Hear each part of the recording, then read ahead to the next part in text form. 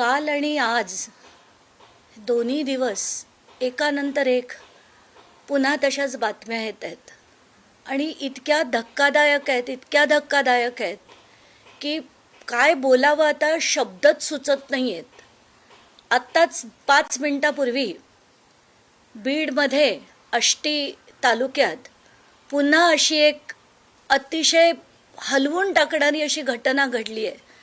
म्हणजे संतोष देशमुखचं पुन्हा रिपीट आता इथे झालेलं दिसतंय आपल्याला.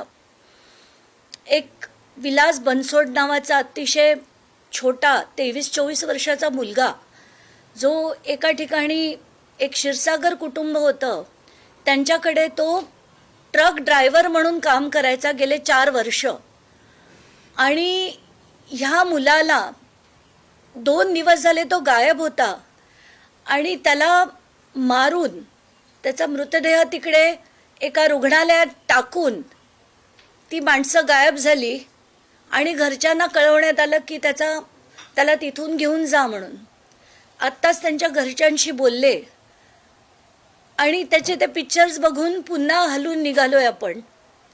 जसे संतोष देशमुखांचे होते एक्झॅक्टली तशीच पिक्चर्स पुन्हा एकदा आली आहेत आणि हे सगळं बघून काय बोलावं तेच काही कळत नाहीये. आता हे प्रकरण हे आज काल त्या शिक्षकाचं प्रकरण की बँकेच्या बाहेर त्यांनी स्वतःला गळफास लावून घेतला आणि त्याचं मी पूर्ण बघत होते की